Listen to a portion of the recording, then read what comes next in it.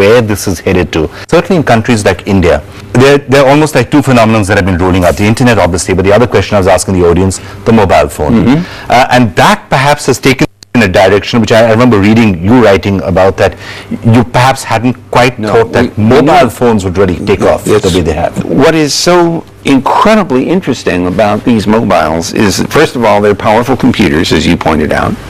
They have a display capability. Most of them have a camera. They clearly have a microphone and a speaker.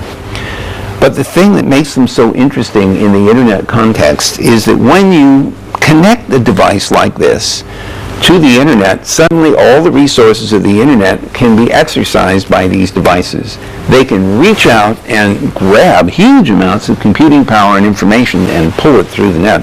And since this goes with you wherever you go, your information window is right with you in your purse or in your pocket. Never in history have we been able to do that. So this device, together with the internet, makes the two of them substantially more valuable. They are mutually reinforcing. That's a powerful thing that I hadn't fully appreciated until they started showing up and people could demonstrate what they could do. If you'll forgive me for making one more point, the other thing that's interesting about the mobiles as they have been implemented is that the makers of these things have created a platform with a standard interface on it to let other people build applications. How many times have you heard, there's an app for that? Yeah. There are 500,000 apps on a lot of these mobile devices. And the democratization of the creation of applications is dramatic. So it's a really exciting world when suddenly anyone with an idea has the possibility to implement that idea and share it with other people. There's an escalation curve there which is completely unpredictable. And there's also a democratization of access to the information and access to the internet. In India, for example, there were 5, 6, 7 million PCs connected to the internet. It's not a very, certainly with access to broadband, so it's not a very large number. But mobile phones, there are literally more than 100, 200 million mobile phones which are potentially GPRS and have access to the internet. That suddenly gives a much broader section of society the access to the internet than was the case earlier. So I wish that more of you had broadband access, though, because your point earlier about all the stuff you can do at high speed is hard to do with 19 kilobits GPRS. Nonetheless, I've been here out on Lake Vembanad one time in Kerala, sitting in the middle of the lake watching the houseboats going by, thinking, I'm isolated. And then I turned my mobile on, and I got a perfectly good GPRS signal and 300 emails downloaded into it, and I sat there on the boat answering email. That's the problem. That's the downside. That's the downside. The statistics are still not what I would like to see. You have about 140 million users of serious internet access. You have about 25 million smartphone users, maybe a lot of them are right here in this room. And then you have about 300 million devices that are data capable, but only about 80 million of them have actually been activated. Part of the problem is cost. And so we need to find ways of driving costs out of the system, either for the devices themselves or the cost of communication. We need to push very hard to get more distribution of internet access, and I understand there is a major effort underway to get fiber to every village. We could take at the termination point of the fiber, we could put Wi-Fi or other radio-based access. So there is a potential here for bringing a much larger collection of Indian citizens online. But there is, of course, one downside of everyone having access to the internet. One, the information that you can now search for and you can get, some of it could be wrong, some of it could be misleading, sometimes accidentally, sometimes deliberately. So that's one part of the problem. Second part of the problem is that there will always be people who will misuse their freedom. And we've seen this. There's hate mail, hate speech, all sorts of stuff coming up on the internet which you would not find in other platforms. And now suddenly it's out there and it's in everyone's faces. And that leads to increasing amount of pressure in various countries, including in India. We have to try and control this. So how do you handle this particular problem? Okay, so first of all, let me draw your attention to this piece of paper.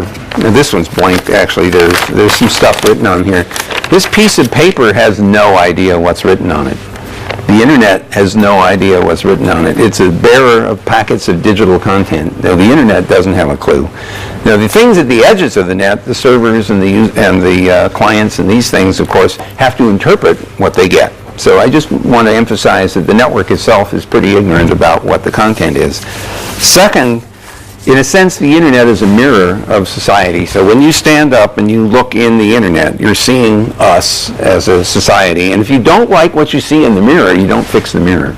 That doesn't help. You got to fix the society. So when there's unhappiness about content and abuse on the net, which is there, no question, some of it's us. We do that to ourselves.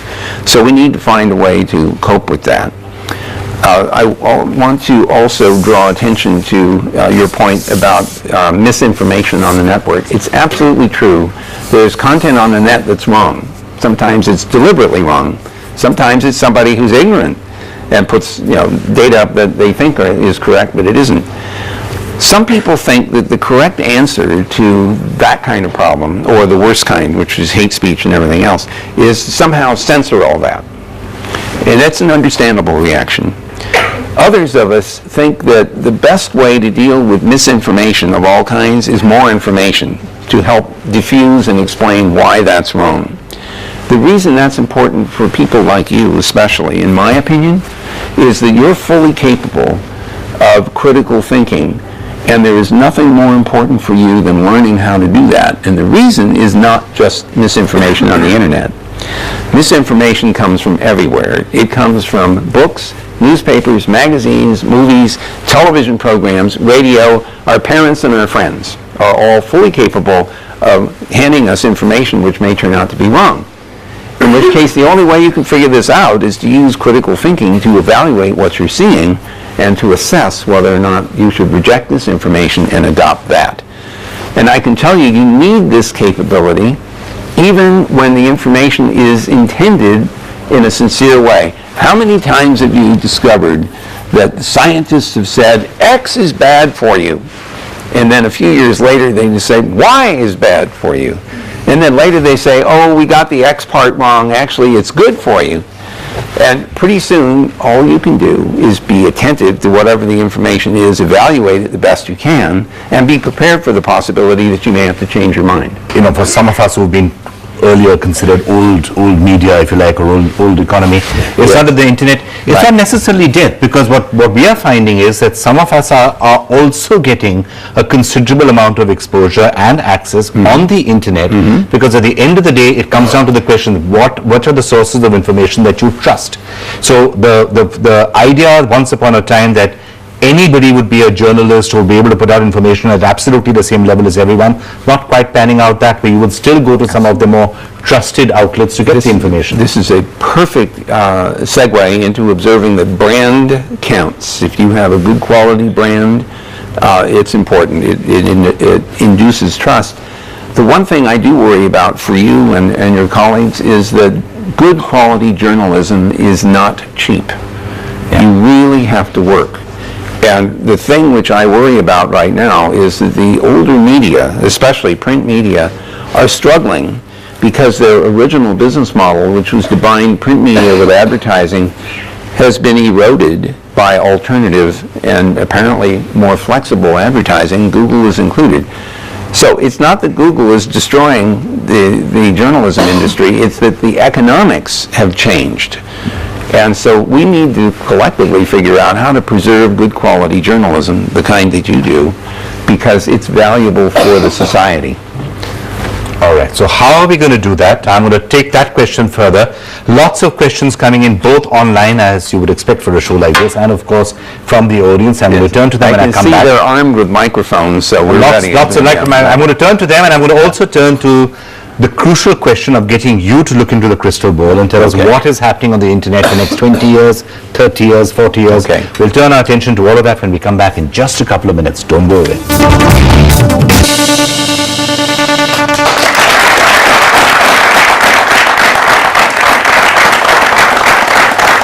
Welcome back to what I have to say proving to be one of the most interesting and insightful interviews I've ever done. It's such a pleasure to have Mr. Vinton Cerf with us. I am about to turn to the audience. A lot of questions coming in online, essentially talking about what we were just referring to, which is how do you control the internet? Rajat Agrawal, Ahmed Nasir, number of people saying government's trying to control the internet. Where is that going to get up? And I think somebody here in the audience has that same question. Anubhav. Okay, so when the internet was started, you thought it to be free for everyone and everything. But in the recent past, many governments and laws have tried to censor it and control it. So what do you think about this, and what should be the limit of controlling, and what should be the thin line between the censorship and privacy and regulation and freedom in the internet? First of all, governments on the average are formed in order to benefit the citizens of a country, and in some cases to protect them from harm. So when governments see the potential for harm, or maybe even actual harm that occurs through the internet, their reaction is we need to protect our citizens. The problem is that some of the tactics that are either adopted or proposed to protect have the unfortunate side effect of trampling all over the human right of expression and the human right of access to information. So we talk about all these freedoms. I would like to include, at least in thought, the freedom from harm, which is something we should aspire to. The question is how to do that. And without going into vast amounts of detail, I will say that there are technical means to protect against some kinds of harm. Not all of them, but viruses and worms and invasion of operating systems and infecting browsers and things like that are things that we can actually respond to technically, and there's a lot of work going on right now to achieve that objective. But there are other kinds of things that we can't absolutely prevent from happening. It's sort of like drinking and driving. We tell people don't do that, and they do it anyway, and so we say, well, if we catch you, there will be consequences. This is what I would call post hoc enforcement, where we say, if we catch you, we might not, but if we catch you, there will be consequences. The same kind of thing could be said about some of the abuses in the net. Then there's a third thing that you can exercise, and I'll call it moral suasion. And although it sounds kind of weak when you say, don't do that because it's just wrong, it hurts other people and you shouldn't do that, you'd be surprised how powerful that notion can be. So I think many of you will be the authors of and the creators of and inventors of social norms in this environment because you've grown up with it.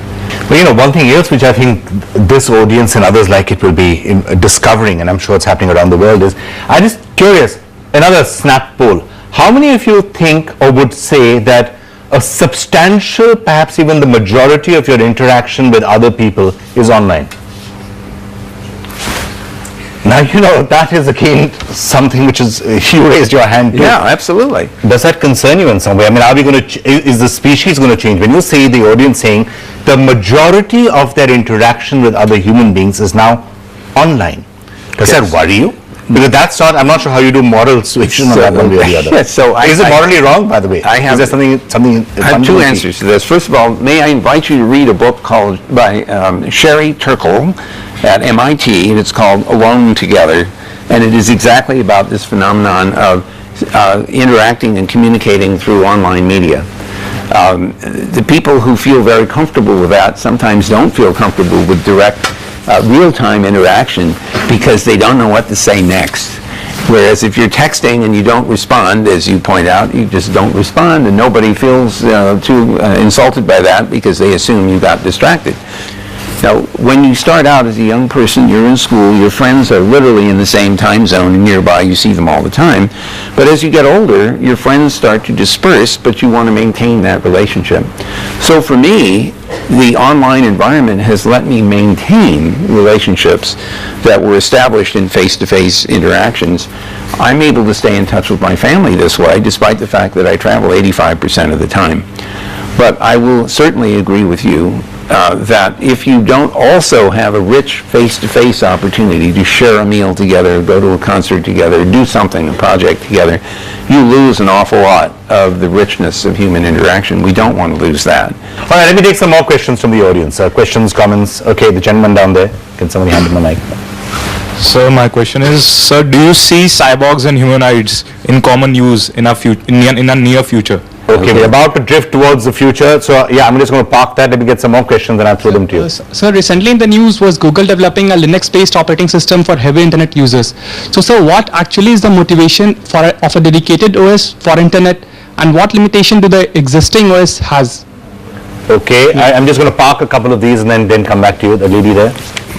So there's a very fierce ongoing debate on Julian Assange's take on information freedom online.